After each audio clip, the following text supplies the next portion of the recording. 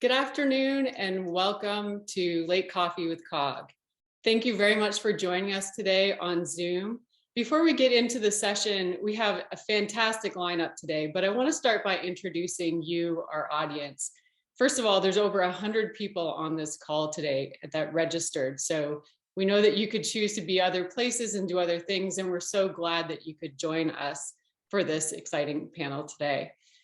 So about you. Your municipal leaders, practitioners, builders of community, entrepreneurs, and action-oriented people. You make your work taking on hard topics, you accept the little wins, but you go for the big ones too. And you're located all across the region and beyond.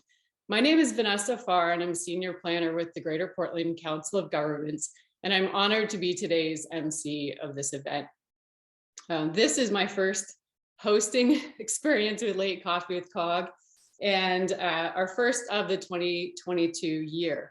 So we've asked this dynamic group of participants to gather here, recognizing and applauding their leadership successes, tackling hard topics, and creating programs that break down silos and barriers to development. So there's a couple of common threads across their work, and I think you're going to hear those today. Bold leadership, risk-taking, being willing to try things differently, knowing that to go it the same way is only going to result in more of the same, and mentorship and humility. And I think on this point, I would like to say that these are individuals who are very willing to share what it is that they know, but also willing to ask about the things that they don't know.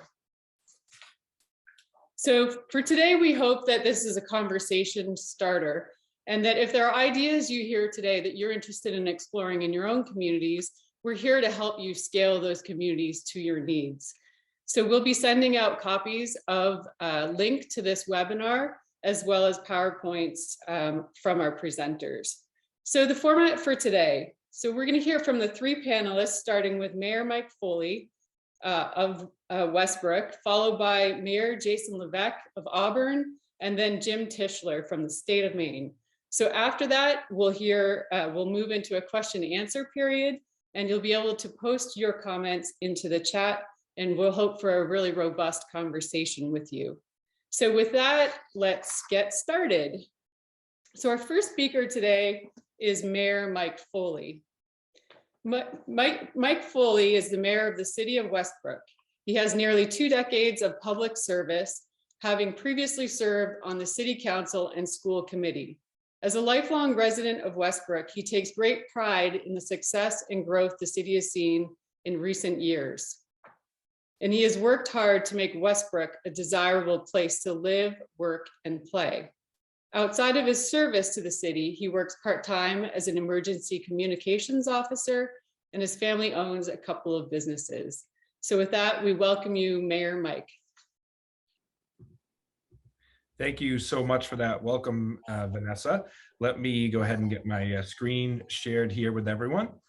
And before I get into the meat of my presentation, I just want to thank GPCOG, for the great work that they do, and Vanessa for getting us together to share some of the great successes that are happening in Maine and happening in our region as well, and outside of our region. As Vanessa said, I've been serving the city of Westbrook for nearly 2 decades. I previously served 17 years on the city council. Before that, I served as a student representative on the school committee in Westbrook. And so one of the things we'll talk a little bit about today is schools. I have an understanding of both municipal and governing of our schools. And so it's really exciting to be able to share some of the work that we've done in Westbrook. When I became the mayor of the city of Westbrook, one of the things that was important to me was to help focus on growth in the heart of our community. Westbrook had a downtown that had been working to revitalize for a number of years. And one of the aspects that we were missing from our downtown was residential components. And the goal by adding those residential components was to go from being an 8 to 12 hour downtown to a potentially 12 to 20 hour downtown, where there's much more activity and much more people walking around the downtown, in addition to the neighborhoods surrounding the downtown and the folks that drive to the downtown as well. So when I became the mayor, one of the first things we undertook was a focus on growth in the heart of our community. And we established some new downtown zoning district standards. And so I'll focus on that for a little bit and then tell you about some of the other great successes we're having from development here in the city of Westbrook. But specifically, these downtown overlay district, if you look on the map that I'm showing here on the screen, the red area was our original downtown zoning district, or now we call it the downtown district heart. And initially we had the zoning that I'm going to talk about today in that area. But as we continued to struggle to be able to find developments that happened exactly in that area, I thought it was important that we continued to look at the rest of our area in the core of our Main Street, which is established infrastructure that has on-street parking, public transit, access to parks, recreational opportunities, and try to expand our residential growth opportunities even further down Main Street. And we hope to even expand it further down Main Street outside of this blue area that we talked about. For those familiar with Westbrook, the red area is the core of our downtown, where businesses like CVS, Portland Pie, the Frog and Turtle, the bridge to cross the river and go over into near the Dana Wart Mill and the main health building. We are right in that area in the red section. But as you venture further down Main Street, you encounter Riverbank Park, which is one of the larger parcels that has the digits ending in 192 on it. And then even further down where we have the larger open area, it's our Cumberland Mills area, which is currently undergoing some infrastructure improvements and some intersections. And we thought it was important to try to capture in all the real estate from that point down to be able to have the opportunity for some new growth and development, specifically in the residential area, but also in the commercial area. So a real quick overview of these downtown standards. The overlay district requirements allowed for a density of 1 unit per 500 square feet in this district. Building height is negotiable, and there's no minimum lot size with our planning board. The parking requirements are 1 space per unit, unless a transportation management plan could be provided to demonstrate reduced needs. Things of, we're going to market to folks who utilize the bus or public transit, folks who utilize Uber and things like that, and then folks who may use bicycles. So in that case, you might be able to get a development where you might have 20 units, but you only need to provide parking for 10 units or something of that nature. So there's the opportunity for that to happen in this area. And then also residential units are prohibited from first level or street level to encourage the use of commercial spaces to create thriving downtown and to activate more area outside of the heart and core of our downtown. And then architectural standards are utilized to ensure the quality and enhance the streetscape on Main Street. And so we've begun to be very successful with this initiative. It's about a little over about 2 years old, actually, these standards that the city council adopted. And then immediately once they were adopted, developers went to work on potential projects. So now this is a map that shows that downtown overlay district that I talked about, and you'll see some of the dots that include some of the residential projects that I'm going to talk about today. As you can see, there's a few residential projects outside of the downtown district that are near and close proximity to our downtown, and then there's some dots of projects that are actually located in this new zoning that we talked about. And the bigger the dot, the bigger the potential amount of units in this property.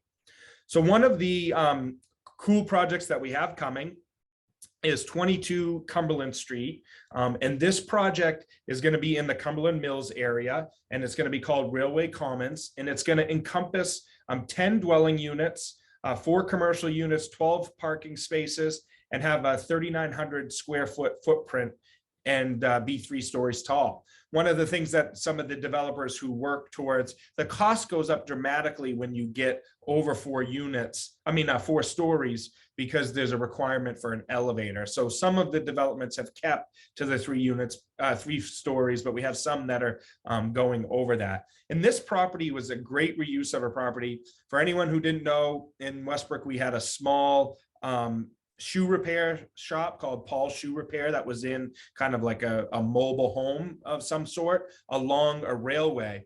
And what's great is Pan Am Railways, or their successor, began to unload some of their rail lines. And so this developer purchased that rail line, which allowed them to be able to incorporate this development and begin to increase density in this area using the rail line. And I'll talk about another project that is utilizing some old rail lines. But this is a really cool development that has the storefronts that you can see that are going to be right on Cumberland Street, which is in the Cumberland Mills Circle. It kind of interconnects with Main Street.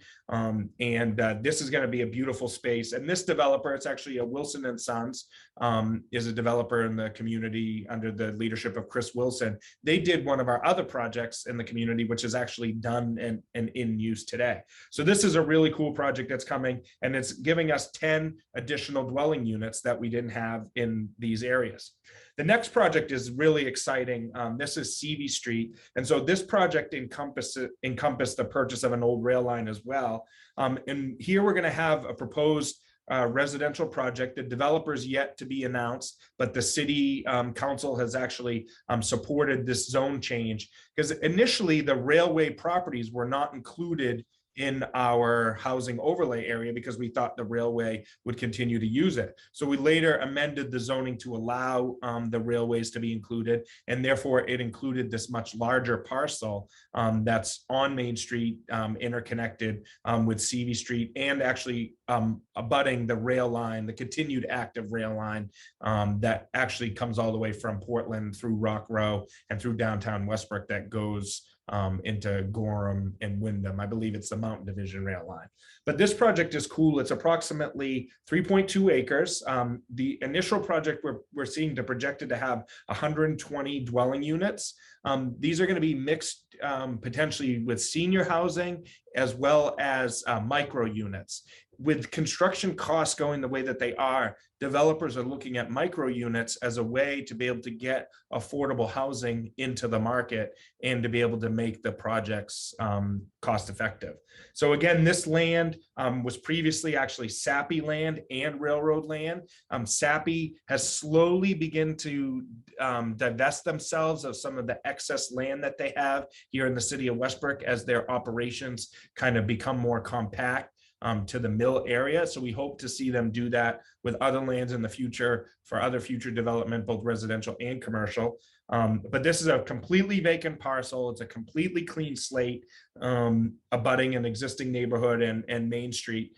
So it's going to have significant impact for the community, and it's going to have some partnerships to result in some affordable housing for both individuals as well as some senior housing.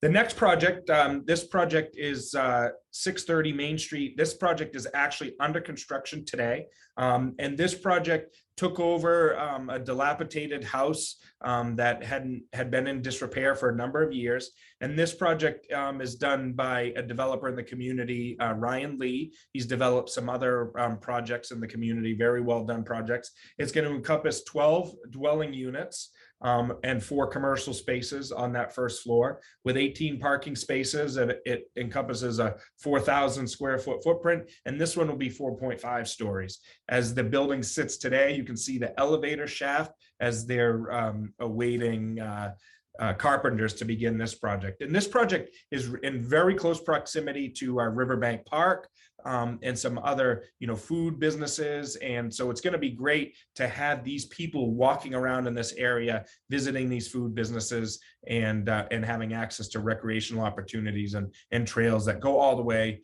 to our downtown core or downtown heart. This next project, 660 Main Street, is actually active. It's been featured in a recent article in the American Journal, which is Portland Press Herald affiliate that covers Westbrook. This project has 6 residential units.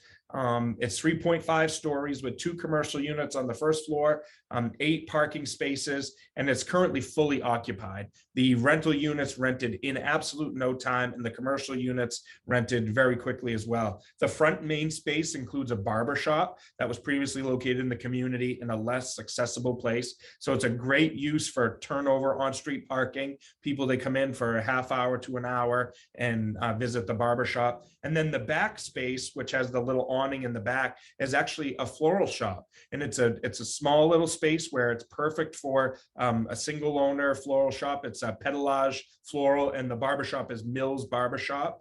Pedalage is primarily focused on weddings in advance and was mostly on-site flower stuff, and now has this shop to be able to be in downtown in close proximity within walking distance of all the various things. So this is a very successful project. And again, this replaced a dilapidated residential property that was in much need of repair. And we hope to see projects like this one and the last one duplicated in other parts of our Main Street.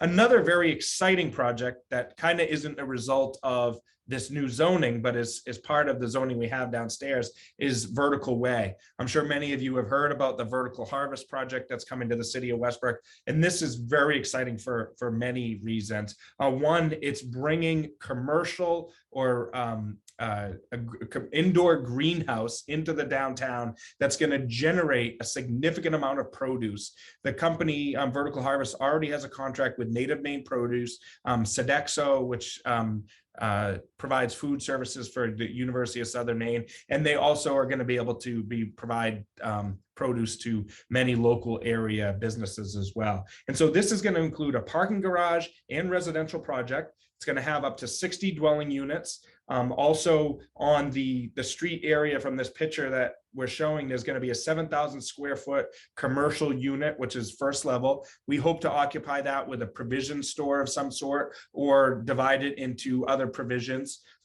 maybe a small grocery store, or different businesses that could combined be a place to get provisions. There'll be 370 space public parking garage and a 3,900 square foot footprint, encompassing 6 stories. And this space is a current municipally owned parking garage. It has approximately 100 or so parking spaces, and very difficult to manage in the winter with snow removal and things of that nature. But this is going to be great to have this parking garage, because once this parking garage is built, it will give us the opportunity to do much more redevelopment in the heart of our downtown. The city has a number of other municipally owned parking spaces or parking lots in the downtown that will now become available for redevelopment once this parking garage is placed, so we can replace all that parking and have the additional parking. We will need to have a better parking management plan in the future, which may potentially include more parking enforcement, more timed parking, maybe meters of some sort in the core of this downtown to encourage people to park for free in the parking garage. And working with the developer here, the city has divested itself of the maintenance responsibilities as part of the long-term lease agreement for the land and things of that nature. So this has been a tremendous partnership for the community, and it's going to be amazing. We hope to break ground on this project early this winter, but as with delays and everything surrounding COVID and workforce shortage and construction pricing, we've seen some of those delays as everyone else has had. But we're very excited to have that project. The project is also slated to potentially have solar panels on the roof, so it'll be very environmental friendly. And then as part of development in Westbrook, developments are required to provide a recreational opportunity or participate in a fee in lieu of, and there'll be a courtyard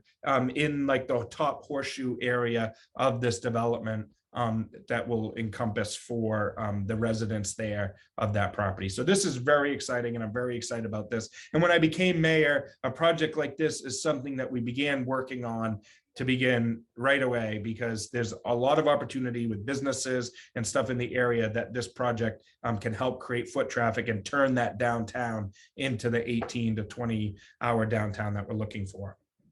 This other development here, 21 Sacco, it's an adjacent development to our city center district. This is in concept form right now, working through our planning board, some workshops thus far. But what's really cool about this is there are 29 dwelling units, 74 parking spaces, and 14,000 square foot commercial first floor, resulting in 4 stories. And you can see actually what is there now.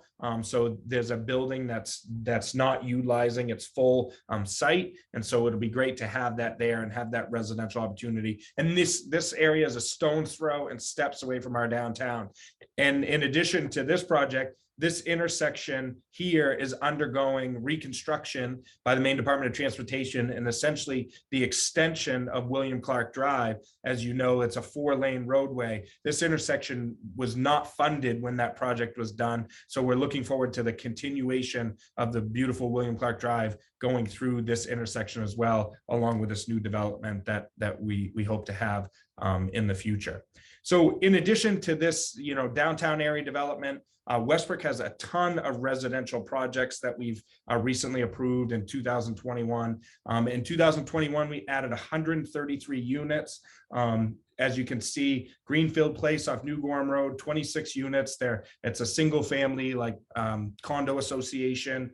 And that was all approved, originally submitted in July of 2020 and approved in February 2021. 511 Bridge Street, 9 units. This is multifamily, originally submitted in November of 2020, approved in March. And these are all record time approvals that you don't see in some other communities or nearby communities such as Portland. Planning board processes take much longer, and that's no dig on them, but they definitely have a lengthier process that developers like the process we have here in Westbrook. 98 East Bridge Street, Dovetail Lane, it's 3 units multifamily. 364 Spring Street by Flagship Construction in a portion of the Twin Falls Golf Course, the former Twin Falls Golf Course. This is 22 units, multi and duplexes. Again, both these were submitted in November 2020, approved in May of 2021. We've got the Vertical Harvest project that I talked about. That's going to have additional units. We have 820 Main Street internal renovation. This is a building that was once commercial office on these floors. On the first floor, there's a hair salon and a coffee shop. They're adding residential units, and that's 6 units that are going to be right in the core of our downtown. The 21 Sacco Street, which I mentioned just a moment ago, the 22 Cumberland Street, the 10 units, which I mentioned. We're looking at a development, Deer Hill Circle, which is on an old paper street with 16 units, and then 313 4th Street adding 2 units for a total of 133 units in 2021. And then forecasting 2022, we have 476 units that are in permitting. And this is great numbers as we work to help address the housing shortage and address housing affordability in the region. The housing affordability is simply a supply and demand issue. And in that economic formula, we need to increase the supply, and we need to do it collectively as a region. And we're playing our part here in Westbrook. We have Brooks Edge Farm that's coming in with 118 units. These are duplexes. That was actually submitted in November, and that project was just recently approved, and we hope to see soon. River Meadow Golf Course, couple of golf courses unfortunately closed in the city of Westbrook, and they have been found to be great development opportunities.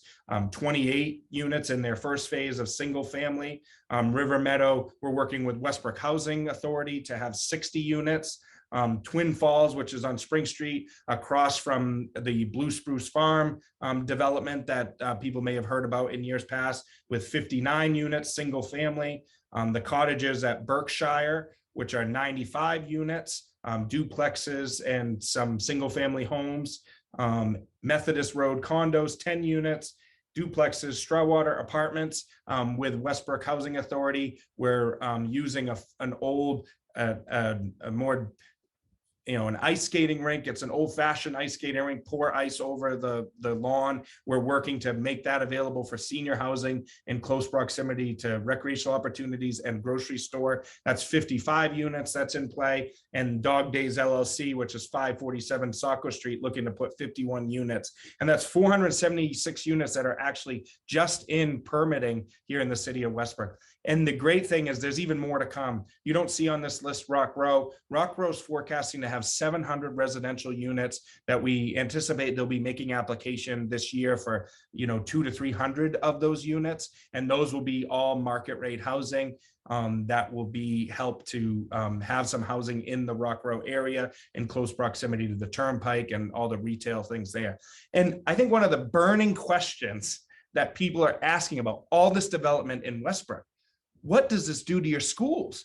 The narrative of all this development destroying our schools, overcrowding our schools, it's constant. It's constant in Westbrook, and it's constant in communities all over this region. And it is simply not true, and the facts do not support it.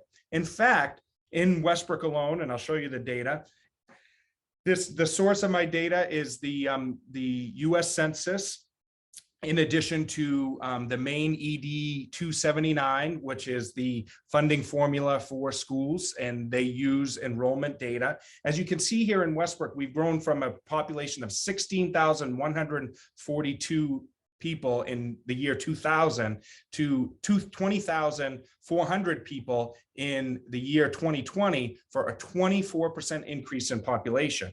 And then units, we've gone from 7,089 units in the year 2000 to 9,083 units. And the unit number for Westbrook is accurate because I have building permit data. But the two, I'm going to tell you about two other communities in a moment that bring us, that are estimates, but because that data is not available from the 2020 census yet, but we're showing a 25% increase in available units. And if you look at the school enrollments, they've gone from 2,698 students in the year 2000 to 2,347 units. Students enrolled in school, which is a 14% reduction. And if I went even further back to 1990 and the 1980s, you would see exponential decline in enrollments here in the city of Westbrook. So we need to work with our elected officials in schools and school committees to let them know that this narrative of all this development impacting our schools is simply not true. In fact, it's impacting our schools in a positive way, because we can now spread the cost of schools over more people and more property taxpayers here in the community. And so, as I'll say about Westbrook, we've coined the phrase as Maine's fastest growing city. The census data reports that, and economically, we have so much economic activity that we can use that phrase as Maine's fastest growing city. But then we're neck and neck in the US Census with our friends in Scarborough, who we can consider Maine's fastest growing town. And the data is very similar. They went from 16,970 in population in 2000 to 22,135, which is a 27% growth in population, potential 26% growth in residential units, which again, these are estimates. I forecasted a 10% growth over 2010. I think I may be conservative on that with the development at the Downs. And the Downs and the town of Scarborough have been showing a lot of data which show they're not bringing students into the school. And you can see Scarborough is showing a similar data point of a 12% reduction in students. People are just not having the same family sizes as they were 20 years ago, 30 years ago, 40 years ago. And something would have to change significantly for that trend to go in a different direction. And then lastly, since we'll be hearing from our friend, Mayor Levesque from Auburn is very similar. They've shown an 8% growth in population, a 14% growth in the amount of available units, and a 9% reduction in student enrollments. So all this development is having a positive impact on our communities, making more housing, making affordable housing, and not having an adverse effect on other areas of the community, such as our schools. And in Westbrook specifically, we closed the school committee chose to close a school a number of years ago, and then did expansions of 2 other schools. So from a net perspective, we have more classrooms than we did 20 years ago, and we have continued to have less students. I won't get into the conversation of how the budgets continue to grow at an exponential factor, but maybe Jason might make a joke about that. But I'll last leave you with a picture of our 2022 ice disc here in the city of Westbrook. Mayor Levesque says that I make these every year to help put Westbrook on the map, but unfortunately I don't. Mother Nature has gifted us with this, and it seems like conditions present itself that we may have this year after year. But all this growth and development in our downtown is great because we have an attractive place to come. And when we have things like the ice disc or gatherings such as downtown concerts, our development is built to be able to, our downtown is built to be able to support people to come and visit and visit all the amazing restaurants, cafes, pizza places, and many great things that we have to offer in our downtown. I think we're going to take questions at the end of all of our speakers. So I will turn it back over to Vanessa. Thank you. I'm so glad that all 3 of these guys are here today. They have such good senses of humor, and I think that's going to come out when we get to the chat later. All right, Jim Tischler serves as the development director for the State of Michigan Land Bank Authority. In his role, he leads the agency's land, project development, and redevelopment operations, coordinates state-sponsored development, redevelopment projects, and consults regional and local development land bank entities in their projects. In addition, he is a visiting fellow at the University of Windsor Law Center for Cities, working with students on planning law topics and faculty with applied research and local community projects. He has more than 30 years of experience in the fields of urban planning, real estate, community economic development and redevelopment, working for public organizations and consulting with private sector firms. Jim holds a Master's of Urban Planning degree from Wayne State University and a graduate certificate from the University of Oklahoma Economic Development Institute.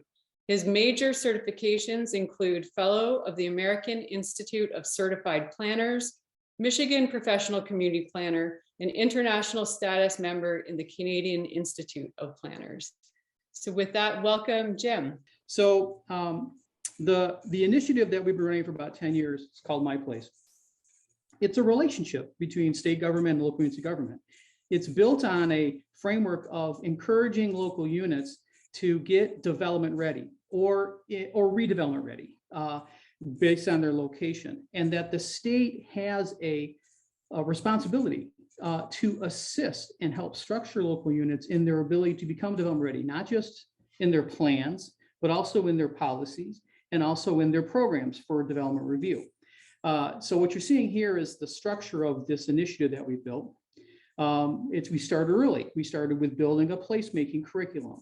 And then based upon that structure, engaging a large measure of teaching and training with local partners out across the field for a number of years.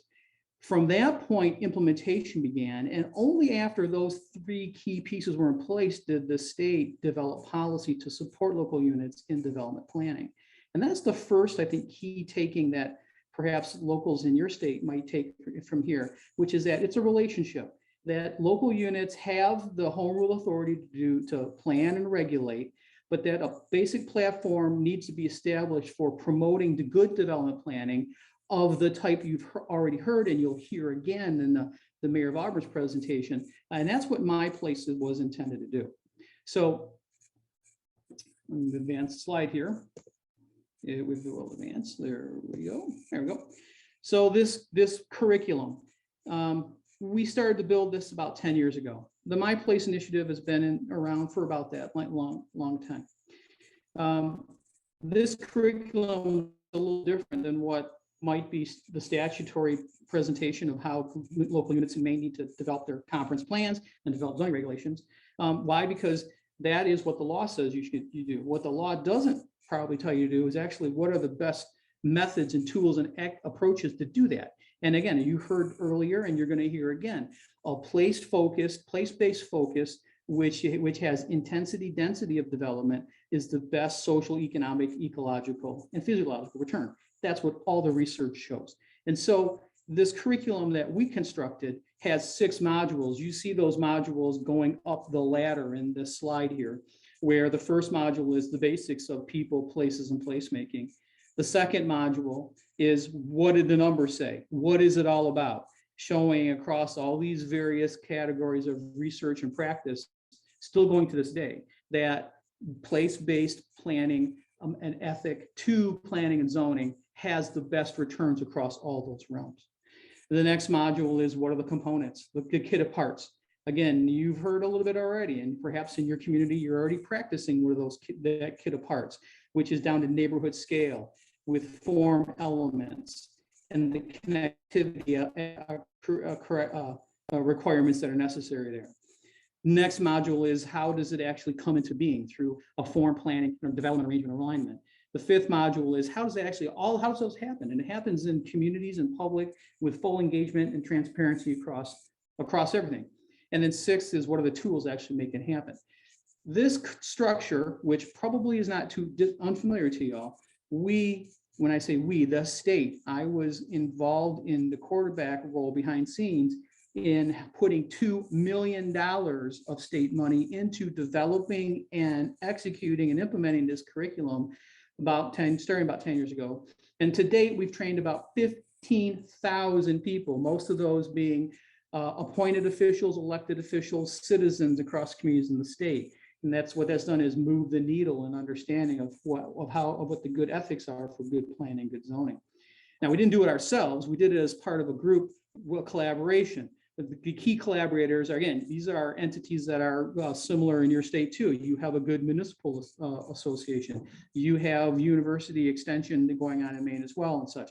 We utilize those vehicles of structure to actually help implement this. And there's a council of all the state trade agencies here that are 100% into this, meaning the realtors, the bankers, in addition to the design professionals, and the manufacturers, all supporting this concept because they recognize that talent, place, and business are all combined. So how does the state in our neck of the woods work with local units? Well, we changed tact 10 years ago, meaning we went from a traditional approach, which was allocating or spreading evenly across all units of government on a per capita or per pupil or per dollar basis for dollar flow, which it still happens today in a number of places, I'm sure. But the research shows that has sporadic impact. It requires real champions like the mayors you're hearing today to actually make things happen. But in communities, especially rural communities where there's not a lot of capacity, that might be a little hard to accomplish. And so that's where the sporadicity comes from. The alternative, which we decided here, was to shift and enter and engage an alignment, coordination strategy, and targeting strategy to stimulate private investment, then would leverage the benefits that impact. Once again, you've heard already a little bit of this from Mayor Foley. He's talked about the leveraging of impact from his projects. On the right-hand side of this slide, you're seeing the relevant agencies of state government in Michigan. I won't get into the alphabet soup today, but they're there, and you have the same in your state too. And what we recognized was that individually they have pots of money, federal money or state money that they use to invest in real estate or projects in communities on real estate. But collectively, it was north of $1.25 billion annually back in 2012. And it's grown, of course, now today, and that was before ARPA. So the thought process here is that if those agencies actually shift and align and become essentially a public sector REIT, a real estate investment trust, they can make good decisions, investments in projects which have the best return for the citizens of the state. However, local units have local control, home control, and that's appropriate. It needs to be preserved. By the way, I came out of local government here locally too, so I recognize that. So this idea of a interface, and we call it redevelopment ready communities, that's our development readiness model program, is that, meaning that we give communities the ability to continue their home rule and their individual decision-making authority to develop plans, policies, and programs, and we support them in that work. But they need to meet thresholds. They need to be evaluating those thresholds. And if they meet the minimum thresholds across 5 or 6 different categories, then they rise to a level where they are at top priority for state investments.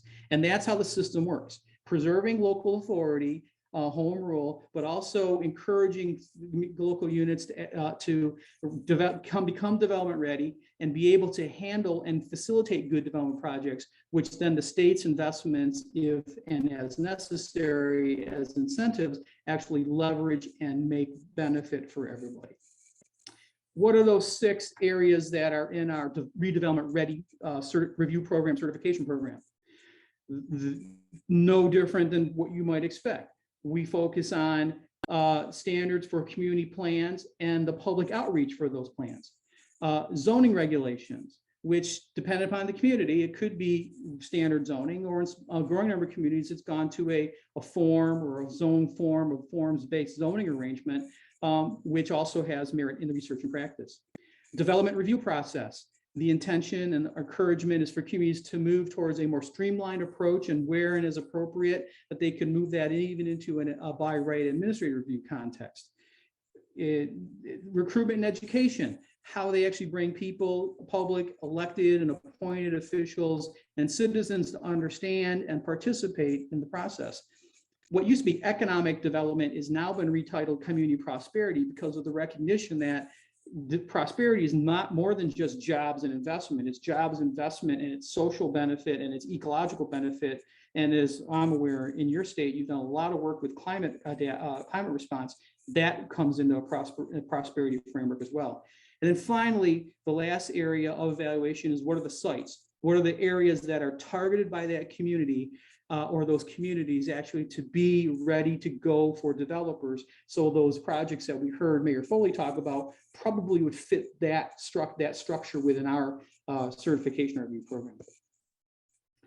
This is a busy slide. I'm not going to go through the details here. What you're seeing is the 3 major stages of how the state works with local units. First is we engage. In other words, this is not application and you wait for us to decide and we say you're in or you're not. No, that's not how it works. The state has an obligation to actually service and support local units. And so what we do is we have a field staff which actually is trained and structured and programmed and working in the communities to actually work them through the engagement process to get them ready. And then second stage is how they go through evaluation process, again, with involvement and support from state staffs and state agencies. And third comes certification, that if they meet those thresholds, that they actually are certified and they get the benefits of engagement with the state. And those benefits can be summarized in 5 to 6 different categories. And starting with the fact that the certification, just like the Good Housekeeping Seal, is in effect an ISO criteria standard that developers more and more in our state are looking to go to communities that are development or redevelopment ready. It's a third-party review process, which is even more advantageous. It reflects the ongoing partnership, not just come in and be approved, but ongoing for the state, because we prioritize certified communities for the community development and the transportation and the natural resources and on the other incentive funding tools, so that those investments have more return for their investment and the state's investment. We continue technical assistance across the board, and not just with certified communities, with communities that want to go through process and need assistance in basic elements or development or support for their comp plan or their zoning regulations rewrite or amendments. We provide funding support for that as well. And the technical assistance, which is advanced level, it comes with matched funding. In other words, we provide grants to help communities do certain projects, certain activities, planning and development design activities with their dollars. Last slide here. What's been happening? It's been 10 years. Well, you're looking at a map of the state. And what you can see here is that just about every city and village in Michigan is in the system. Took a little while to get started, but now they're in. The diamonds are the communities that are working through process at some level. Okay, more than 200. The stars, this map goes back, I think, to November of last year, are the ones that have actually reached certification, which is almost 60. And the one that's going through some basic assistance training with the state is the essential community too. And what are the numbers? Well, that's on the right side. If somebody might ask, going through all this, what is the benefit for a community? Well, what it does is it leverages investments from the state in those projects that the communities bring forward, which are good enough themselves, but may need to cover gap financing or gap element because they have extraordinary cost. Well, in that case, you're talking about investments, at least in economic development alone, of close to $1.1 billion over the last 10 years, which has leveraged more than $4 billion in investment. And what you don't see on this slide is that this same study has shown that these investments in these certified development-ready communities, when these investments happen, they actually raise the values in those neighborhoods by a factor of 20%, whether it's commercial or residential. And those values yield tax dollars, which yield benefit for those communities. So that's as fast as in some ways I can talk to you about how we here in Michigan work with our local units to encourage them and help them and maintain their ability to be development ready. So I'll turn the floor back to Vanessa, and you can share the screen back to Mayor Levesque. Great, thank you, Jim. All right, so we're going to move on to Mayor Jason Levesque. So next we're going to hear from Mayor Jason Levesque, first elected in 2017, then re-elected in 2019 and 2021. Mayor Jason J. Levesque is a fifth generation Auburn resident and a 1992 graduate of Edward Little High School. After attending college at West Virginia Wesleyan and conducting an 8-year tour in the U.S. Army, Mayor Levesque realized that there was no place he would rather start a company and raise a family than in Auburn, Maine. Jason founded Argo Contact Centers in 2003, which became one of the largest employers in Androscoggin County, making the Inc. list of fastest growing companies in America for 3 consecutive years. And in 2015, Argo was recognized as the fastest growing company in the state of Maine and was a recipient of the LA Metro Chamber of Commerce Business of the Year Award. As Auburn's mayor, Jason realizes not only what a great city Auburn is, but also its great potential. Through the power and knowledge of its citizens and businesses and its proximity to southern Maine, the Rocky Coast, and the Western Mountains, Auburn is poised for an even greater growth in the years to come. Well, again, I'm Mayor Jason Levesque from the city of Auburn. I'd like to thank you all here for coming. My presentation is going to be a little bit different, primarily because I'm fairly new at this. I started in government just 4 years ago. I was elected in 2017, took over in 2018 as mayor. And I did have one thing that I brought from, maybe more than one, but one big thing I brought from the private sector was that if you fail to plan, you're planning to fail. And that was the absolute truth in business. It was the absolute truth in the military. And it's something that's always stayed with me. But I also recognize that I know nothing. And when I came in as mayor, I absolutely believed that. And I still do. And I go through everything, especially zoning, comprehensive planning, strategic planning, with the recognition that I know nothing, which prompts me, it makes me ask many, many questions. But I don't think I'm alone. What's a zone? Said everyone in Maine that's not on this Zoom today. I think that is absolutely true because it's a complicated topic. It's an evolution that's lasted almost 100 years in this country that has a knowledge base that's owned by really a select few. And that knowledge has not permeated through the rest of society. At least I can speak as a pseudo developer on the side, a landowner, and someone who owns a home. So what we did in 2008 is we asked a lot of questions. We understood we knew nothing. We wanted to find out where we are and where we're going to go. One of the reasons I ran for mayor was because I realized that Auburn had an amazing set of assets. So this awakening happened, as I called it, in 2018. We started realizing that Auburn's proximity to Portland was a huge asset in the greater Portland marketplace. We had a significant growth of legacy employers from healthcare to manufacturing, low unemployment, around 3.5% at the time, and creeping lower. Increased housing costs due to lack of affordability. Started seeing that start to percolate to the top. Artificial scarcity of land in single family homes due to that scarcity. And I will say this, or due to restrictive zoning rather, just as a point of reference, Auburn geographically is larger than the cities of Portland, Westbrook, Cape Elizabeth, and South Portland combined. So we have plenty of land mass, but the scarcity caused by restrictive zoning caused land prices and home prices to rise exorbitantly. Higher than state average population growth, which was good, but a significant decline in school-age population. We also noticed a rapidly growing rural population, and rural as in our surrounding towns, Minot, Poland, Turner, New Gloucester. In 20 years, we saw an 8% increase in population. They were seeing literally a 100% increase in population. And then coupled with a growing socioeconomic divide between neighborhoods, that was really bothersome. And when you put everything together, you realize that Auburn was at a pivotal inflection point, if you would, within our city's history, 150-year history. So we had to have a strategy. So we started working on that strategy. And really that strategy can be boiled down into around 5 to 6 salient points. Building pride through positivity, events, highlights, reasons for growth, crafting a strategic plan with broad participation and efficient process that guides our comp plan review. And also being honest with yourself and others about zoning, sprawl, and socioeconomic discrimination.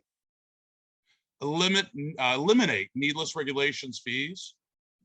Understand what return on investment truly means.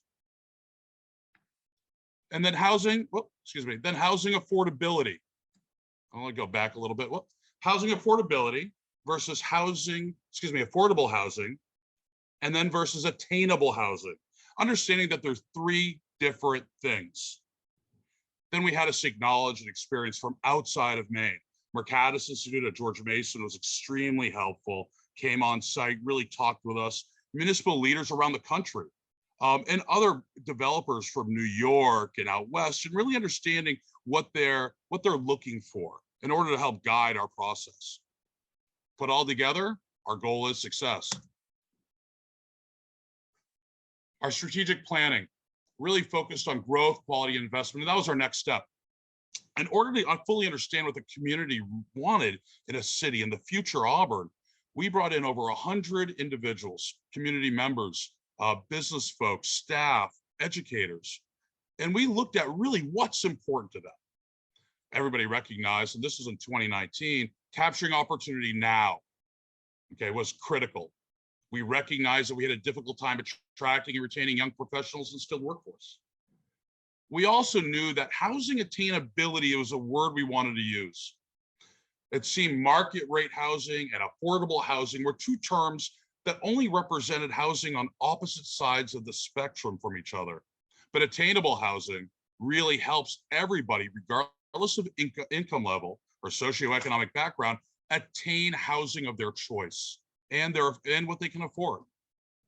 Improve and increase the housing stock by reducing impediments to improvement and growth. And then also prioritize diversity, equity, and inclusion in everything we do. So as we're going through this process, we have some key findings. And these are really specific to Auburn, but I will state that if we start looking at each individual community, and if you on this call start looking there, you're probably going to see a lot of similarities here. And as Mayor Foley from Westbrook stated, that declining school-age population is really a huge objection to any type of growth. Through smart cost of service analysis and looking at the data, having the data influence your knowledge, and then applying wisdom, you can actually make some really smart conclusions. We recognize in Auburn that we could handle 6,000 more people, no problem, without increasing our cost of services, when actually would help reduce our overall tax burden within the city. We had to underutilize existing resources. namely infrastructure, water, sewer, and especially roads, considering geographically we're so large. We had amazing amounts of restrictive road frontage requirements that we're now proposing be shrunk by a third and half, or even more so, in order to actually have more people on that existing infrastructure that has to be maintained. We also recognize a restrictive zoning shifts tax burden kind of from affluent neighborhoods to poor neighborhoods, further marginalizing working poor and immigrants. Let me restate that. We found in Auburn that people understood zoning and could, through the political process, influence where their backyards were zoned, thereby moving them from residential to conservation or agriculture, which has restrictive, basically no development potential, and hence artificially decreases their valuation and decreases their taxes. People in town, in our traditional downtown neighborhoods, did not have that ability. So using of zoning to influence individual neighborhoods' tax burden is actually, it destroys your community. It furthers that gap between wealth and non-wealth, and it further marginalizes communities that have historically been marginalized. Complicated ordinances, hard to understand. Again, I look back at Socrates. I know nothing. If I can't look at our ordinances and our zoning and understand them within a few minutes, or at least not feel like an idiot, then I've done my job. Poor perception of regulations, inspections, and fees. I heard from so many people that it just felt like the people of Auburn were being nickel and dimed to death. And really, how is this arbitrary fees? How are they justified? Do they make sense? What are they going to? Outdated parking ordinances. All things to all people. That's what I call the syndrome, if you would. We want walkable, we want parkable, we want busable.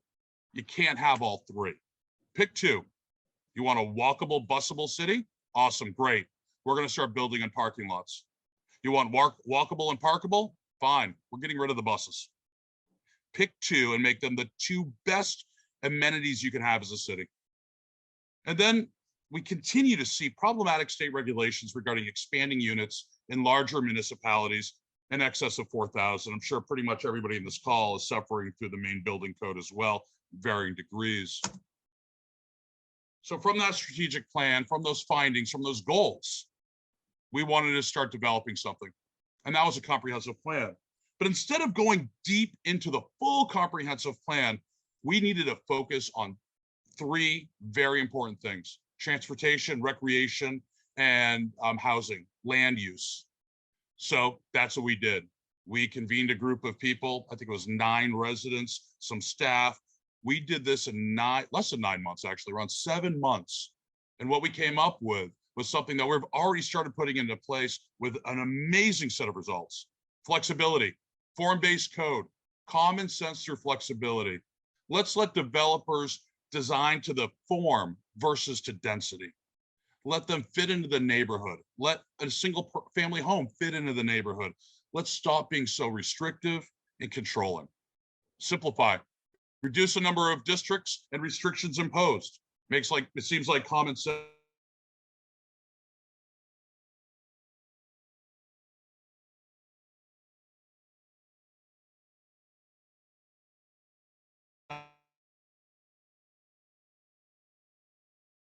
It's about attracting your residents, commerce, and workforce.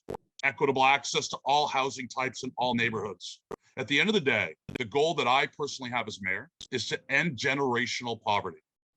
We can do it, and we know the fastest, most proven way to do that is to encourage owner-occupied housing units, to satisfy the first couple basic steps of Maslow's hierarchy of needs, and allow people to feel comfortable and have affordable housing, or housing that's affordable.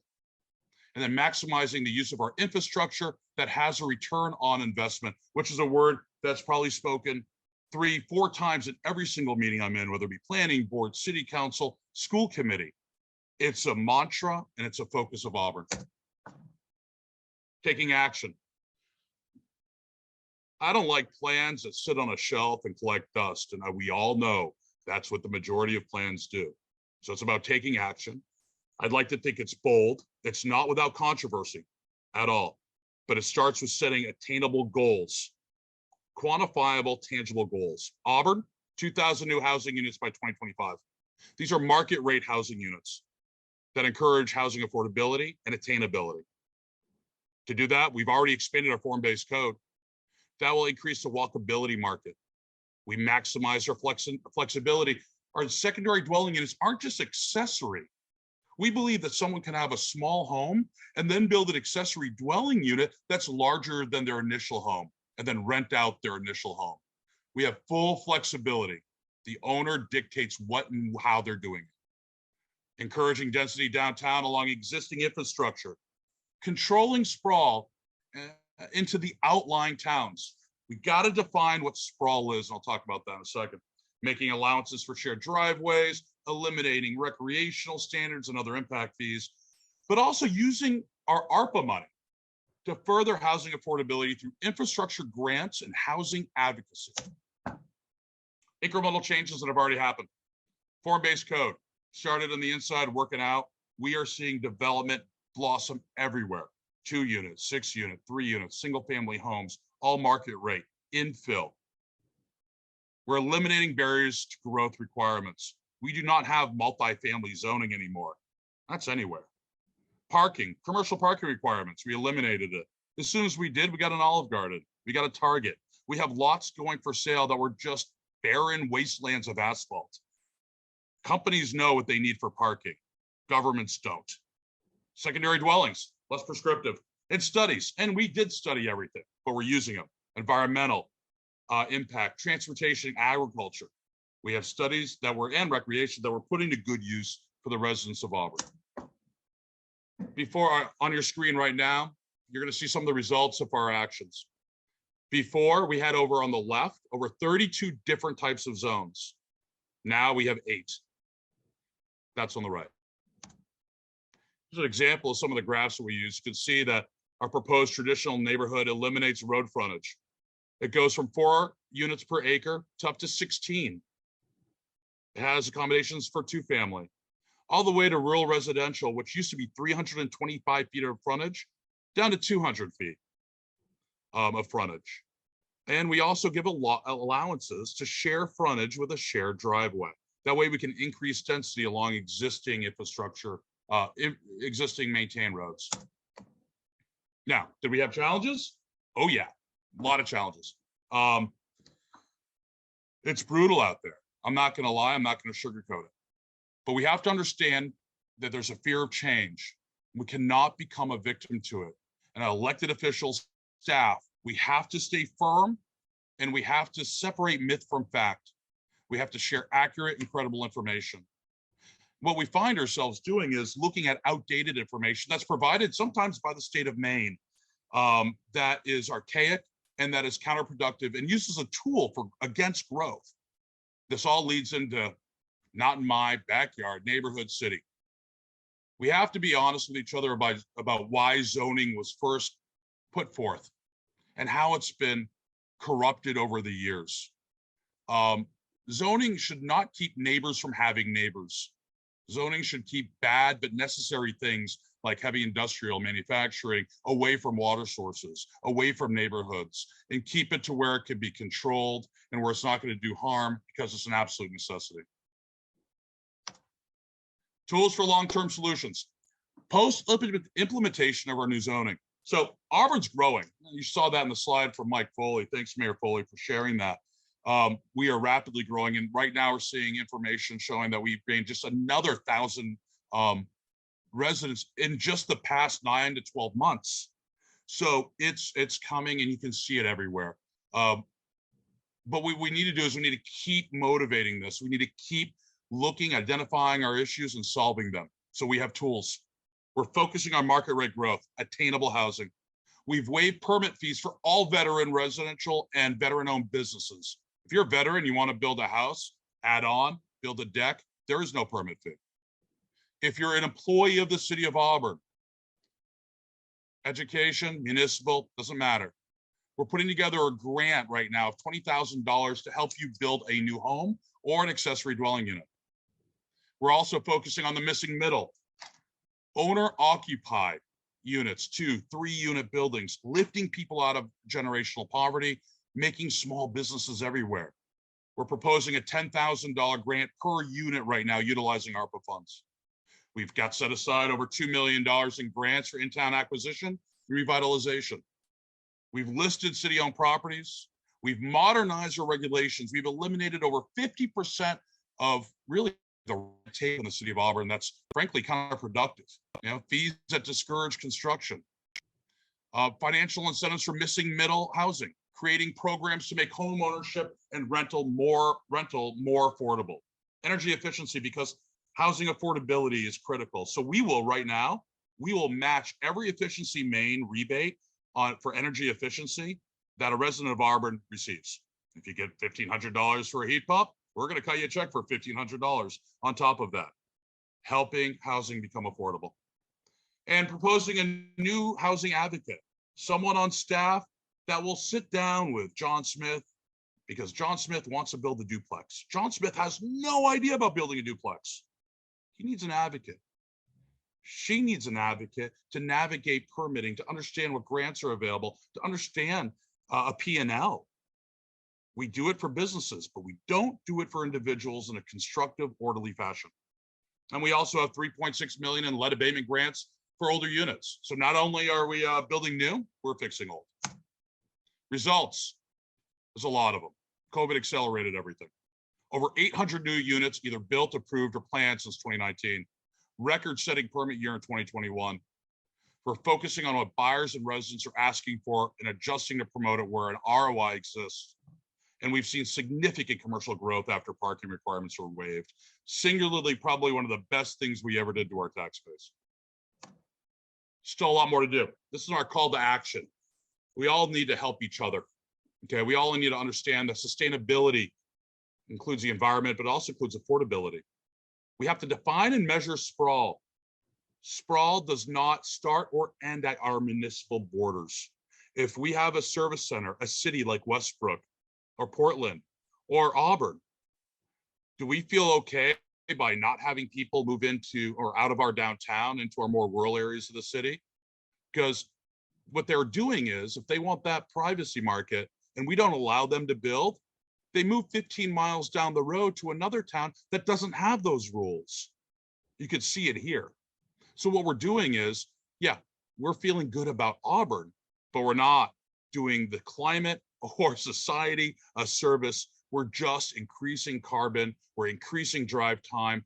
We're actually adding multiple problems under the guise of trying to solve one. Diversity, equity, and inclusion. Zoning, in my opinion, is one of the most overt racist ordinances, policies, laws, what have you, in existence in our state and our country today. It has been morphed into this. It has been used. It has been couched in language that seems comfortable and fair. But when you have income standards, when you require people to do certain things that are above the possibility of doing and have data supporting that over decades, and you don't fix it, that's criminal. We have to take a deep, hard look and have a hard conversation about what's right and what's not right. And then there's things that we need to really promote within the state.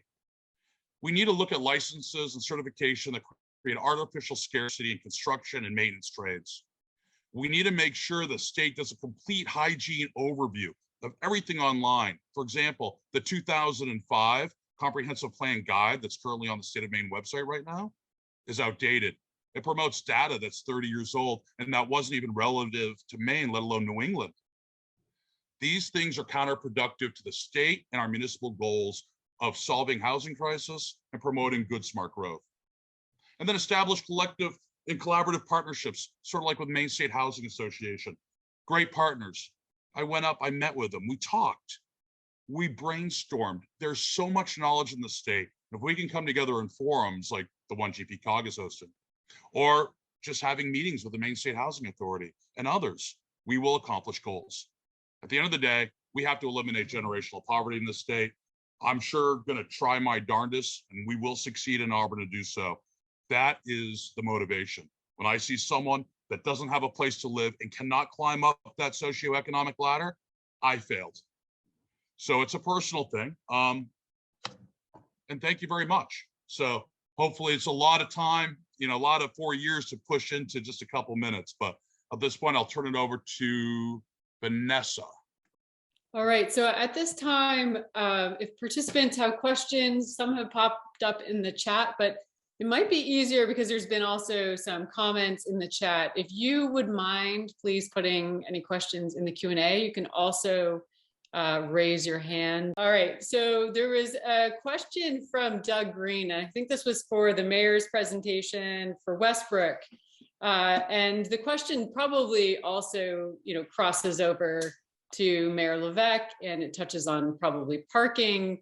So I'd like to hear a little bit from you. The question from Doug is, has there been any traffic impact analysis as you've been thinking about the development of these projects? Both of you noted that you have taken steps to reduce parking requirements in the downtown. So I wanted you to elaborate a little bit on sort of like why you're motivated to adjust parking and whether or not that, whether there was pushback because you did that and how you worked through that in your community. So if either one of you want to jump in or both, I'd sort of love to hear about that. Yeah, I'll start. I'll take it. Okay, so parking. Yeah, we looked at traffic. We're looking at parking. We realize is we have an enormous amount of off-street parking. And really, when you're looking at parking, the city based some minimums kind of generically on, the worst case amount of possible people going to one store on Black Friday at 9 p.m., right? Something ridiculous. At the end of the day, you can't build a city like that. You need more value. So we looked at that and we took a, I don't want to say a laissez-faire, but probably approach. If Olive Garden wants to come in and take up 5 spots in order to expand their footprint, who are we to say no? It's their business. If people can't park there, they're not going to go there. So I trust in the large corporations to understand where their peaks and valleys are. Vanessa, I can add about Westbrook. We made some of the parking changes in our downtown because we, at the same time we're seeing this growth and development, we've been investing in public transit in our community. And the Greater Portland Transit District, which I'm also a member of the board of directors of and have been for nearly most of my 20 years of service, given that Westbrook is a member owner of that organization, we've been trying to make transit more convenient in our community. And that area that I talked about, Vertical Harvest Project, that is a transit hub where 3 transit lines intersect, both the Route 4, which was the original Westbrook route, the Route 3, which is a new Westbrook route that cuts through the center of the city of Westbrook from the Riverside Street area of Portland all the way to the mall, and then the Husky line, which was all those things combined was able to help get the USM University of Southern Maine to get a transit pass to connect all their campuses and down to all the way to downtown Portland. And so we have an intersection of those 3 routes at that location, and we've been investing in that transit and making transit touch more residential areas of our community and to be able to ride transit to some of these areas. Transit's not perfect in Greater Portland. It needs to be more convenient, and the transit district is working to be able to do that over time. But I saw someone ask a question about whether any of us ride transit to work. I've ridden transit a number of times all over as a member of the board of directors. I don't do it on a regular basis. I have a small child and car seats and making sure he gets to school and all those things. It's definitely makes it more of a challenge. But when there's an opportunity to be able to use transit, I always do. My son and I take regular trips from where we live off of Spring Street in Westbrook to the main mall because transit is very convenient and efficient for that area. But to get to downtown Portland, it takes a little bit more time and is a little bit less convenient. So we're continuing to work to invest in transit to make it not so much something that people rely upon, but that people use on a more regular basis. And given the improved frequency and the transit hubs that we have, it touches all these residential areas that I was talking about. Thank you. So sort of to expand a little bit on that, another thread in the conversation has to do with incentivizing construction, and so this upzoning.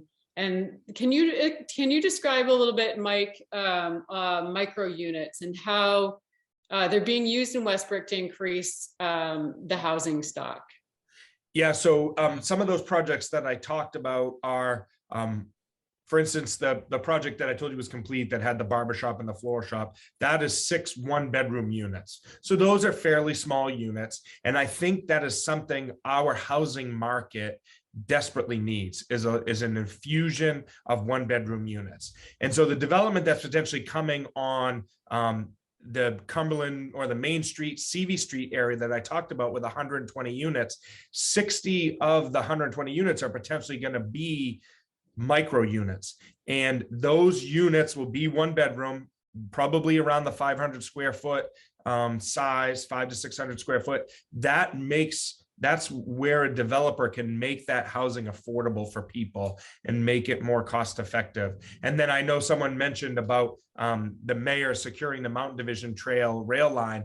The rail line that we talked about was a line that went off of the Mountain Division rail line to go to Sappy. And so Pan Am relinquished that. The Mountain Division rail line is right along this development area. So when the trail gets added, that goes all the way from Portland to downtown Westbrook, it's going to be right there. And somebody could hop on that trail with a bike and ride all the way to downtown Portland, or hop on that trail and go potentially another direction. So that trail is going to be there. And we've even just recently been awarded a grant to expand trail along the Mountain Division rail line all the way to the town of Windham from the city of Westbrook. So that's very exciting to have that trail interconnectivity from those communities. And all this development is right along this trail interconnectivity. And that's another reason why we considered the parking changes, because we have some of these trail systems that people can bike on.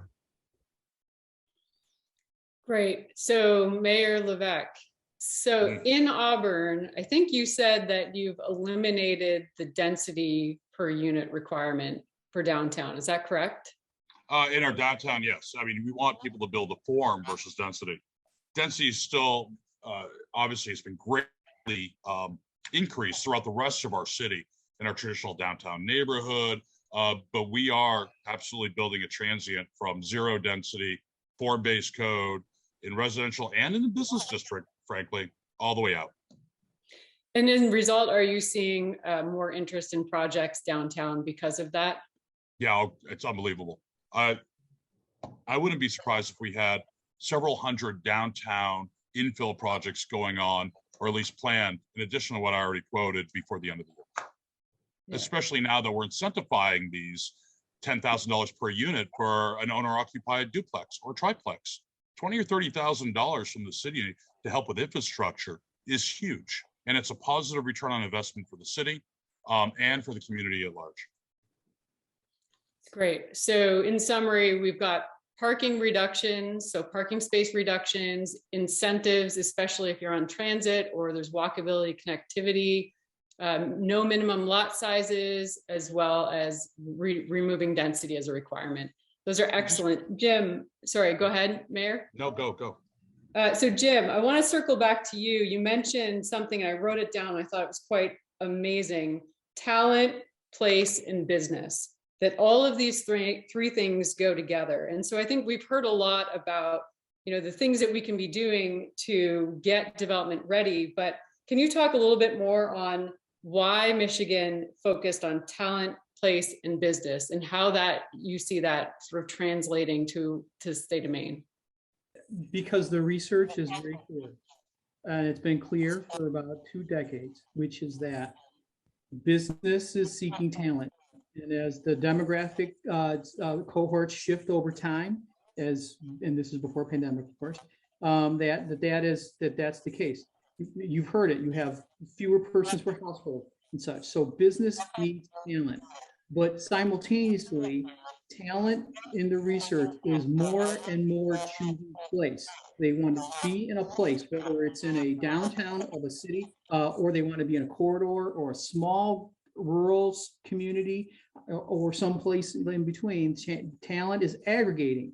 That's what the data is showing as well. So that's why you see in some of the larger metros across the United States, larger business establishments, they're actually relocating into those larger metro areas. And I suspect a similar activity has happened or is happening in Maine to some degree as well. They're actually going to the talent bases because that's what drives their ability to actually generate whatever they're going to generate, their productivity as a business opportunity.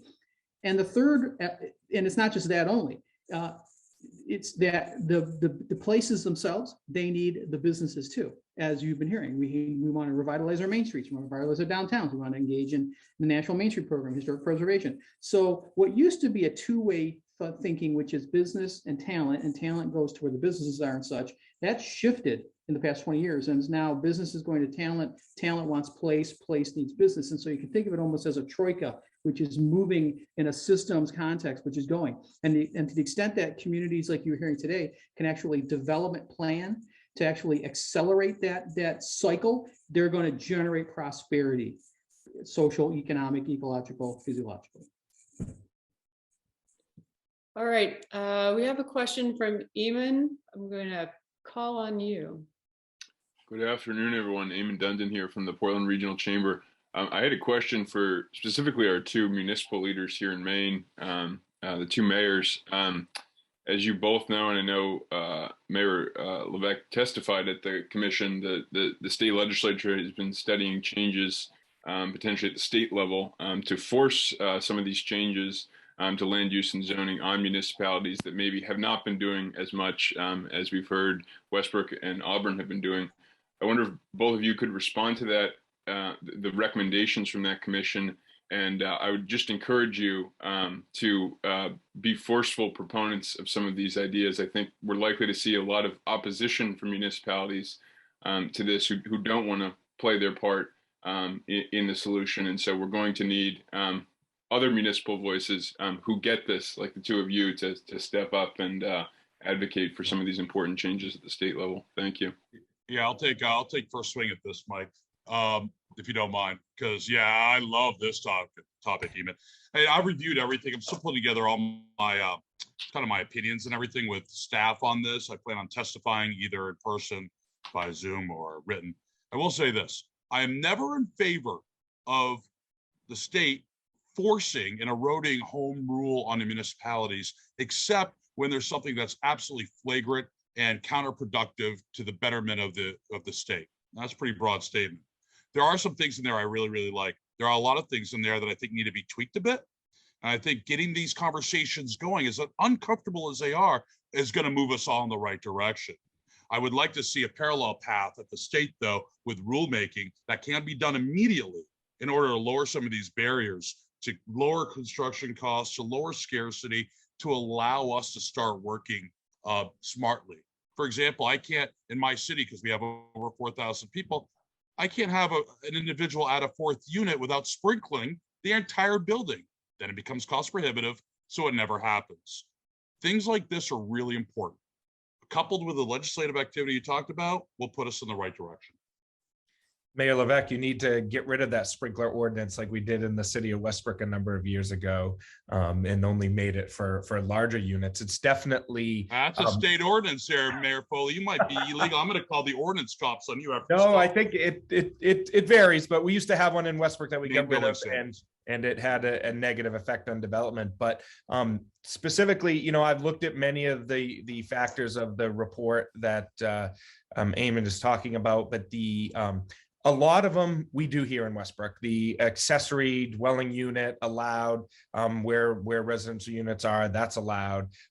You know, some of the places where they talk about four units being allowed, any place residential development is allowed. I think Mayor Levesque is absolutely correct that it's tough to force municipalities in the home rule, because at the same time that Mayor Levesque and I are working through this great work, specifically in Westbrook, I'm threading the needle in a lot of these areas to avoid the NIMBYs of the world to come in. We've had some sprawl development that people don't like, and we've had this development that's happening in our core that people tend to like a little bit more, but the sprawl development is needed. Many of the developments that I outlined in my list of developments are happening in the form of sprawl. But again, in Westbrook, we respect private property rights significantly. And a lot of the zoning that these developments are taking place in is zoning that's already established. And people own that property. A lot of people have owned that property for a long time,